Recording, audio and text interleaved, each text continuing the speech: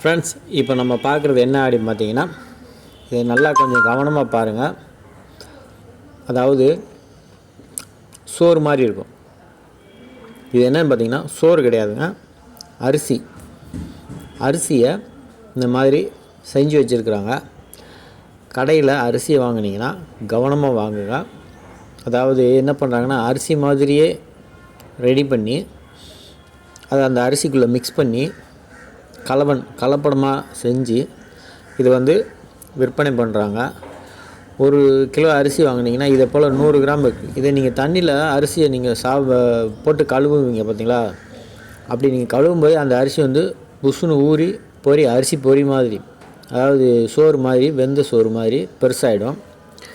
அதை நீங்கள் தொட்டு பார்த்தீங்கன்னா தெரியும் உங்களுக்கு அந்த மாதிரி அரிசியை. ஸோ இது கேட்டால் நாங்கள் அரிசியில் சத்துக்களை சேர்த்துருக்குறாங்க அப்படின்னு சொல்கிறாங்க. இதை நீங்கள் கழுவுனீங்கன்னா கரைஞ்சி வெளியில் போயிடும். இவங்க சத்துக்களை எப்படி சேர்க்க முடியும் சொல்லுங்கள்? இது தேவையில்லாத ஒரு வேலை. இயற்கையாக நமக்கு கிடைக்கக்கூடிய அரிசியில் மண்ணை போடுறாங்க, நம்ம சாப்பிட்ற சாப்பாட்டில் மண்ணை கொட்டுறாங்க. ஸோ எல்லோரும் கொஞ்சம் கவனமாக இருங்க. இது ஒரு நல்ல விஷயம் இல்லை. நல்ல அரிசியாக வாங்கி சாப்பிடுங்க கடைகளில் கவனமாக பார்த்து. நாங்கள் வாங்கும்போதே இந்த மாதிரி வந்தது. அதனால் நான் கடையில் கேட்டால் கடைக்காரங்க இந்த மாதிரி சத்துக்கள் சேர்த்துருக்காங்க அப்படின்னு சொல்லி நம்மகிட்ட திருப்பி விட்டாங்க. இது மாதிரி இருந்ததுன்னா பார்த்து வாங்குங்க. இதை நீங்கள் கழுவும்போது, அரிசியை கழுவும்போது இப்போ சோறு மாதிரி இருக்குது பார்த்தீங்களா? இந்த அரிசி கொஞ்சம் கொஞ்சமாக கரைஞ்சி மாவு மாதிரி வருது. ஸோ இது நம்ம அதிகமாக கழுவ இது கரைஞ்சி வீணாக போயிடும், வெளியில் போயிடும். சரியா? இது நமக்கு தேவையில்லாமல் ஒரு கலப்படத்தை கொடுக்குறாங்க. நம்ம சாப்பிட்ற சாப்பாட்டில் மண்ணள்ளி கொட்டுறாங்க. மிக கவனமாக இருங்க. அதாவது எத்தனையோ கேட்டால் அரிசியில் சத்து இல்லை அப்படின்னு சொல்கிறாங்க. எத்தனையோ பொருட்களில் சத்து இல்லாமல் தான் இருக்குது. நம்ம வாங்கி சமைக்கிறோம் பார்த்தீங்களா எண்ணெய்.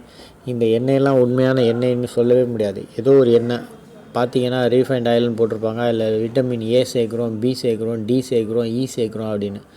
இயற்கையான எண்ணெயில் கிடைக்கக்கூடிய சத்தெல்லாம் போக இவங்களாம் எக்ஸ்ட்ரா அதில் ஆட் பண்ணுறாங்க. ஸோ அது எண்ணெய் கிடையாது, ஏதோ ஒரு எண்ணெய். அந்த எண்ணெயில் இந்த மாதிரி சத்துக்களை சேர்த்து அது நமக்கு ஒரு ஃப்ளேவரை கொடுத்து சன்ஃப்ளவர் ஆயில் அப்படின்னு சொல்லி ஒரு பேரை வச்சு நமக்கு விற்கிறாங்க. ஸோ அது நம்ம கண்ணுக்கு தெரியாது, அதனால் நம்ம சாப்பிட்றோம். இது நம்ம கண்ணுக்கு தெரியுது, இதை சாப்பிட்றதுக்கு மனசே வராது. காசு கொடுத்து வாங்குகிறோங்க, ஓசிக்கு வாங்கலை, சும்மா கிடைக்கல, உழைக்கிற காசு இப்படி மண்ணாக போகுது பாருங்கள். சாப்பிட்ற சாப்பாட்டில் மண்ணை போட்டு சம்பாதிக்கிறானுங்க. இது நல்லா இருக்குமா? நீங்களாக யோசித்து பார்த்து சாப்பாட்டை சாப்பிட்றதுக்கு அரிசி வாங்குங்க. சாரி, மீண்டும் அடுத்த ஒரு நல்ல பதிவில் சந்திப்போம். தப்பு இருந்துச்சுன்னா மன்னிச்சிடுங்க. நன்றி.